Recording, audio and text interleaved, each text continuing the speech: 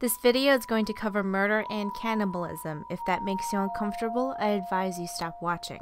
You may have heard of a game called Masochisia. We recently played it on our channel. There was something about it that drew us in. We didn't know what it was, but there was something special about it. In the beginning of the game, you see a flash of a man who jumps at you.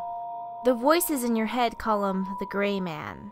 He looks very similar to a real man who was once known as the Gray Man. The Gray Man lived in the early 1900s, and the time period of this game seems to be at about the same time. He also had a father who was 40 years older than his mother, and a brother named Walter. Mental illness often afflicted his family,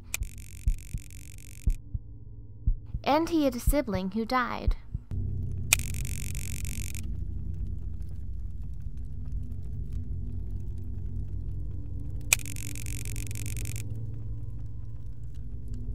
The Gray Man lived his life a very sick man, doing very bad things.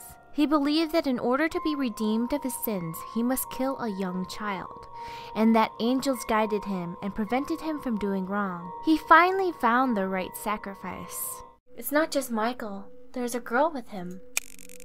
Her name is Grace. She is, well, it's hard to describe. She's perfect.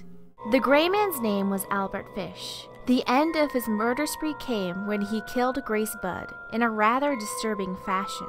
He ate her body over 9 days, which he associated with Holy Communion. He thought that since the angels did not stop him from killing her, he did not do anything wrong. He later sent a letter to her family detailing a fictional story of a famine in China where children were butchered and served as food. Because of this letter, they were able to find him, arrest him, convict him, and sentence him to death. Mari, aren't you digging a little bit too deep? I don't think so. The developer said we were on the right track, and the description page says, based on a true story. I thought he was just being edgy.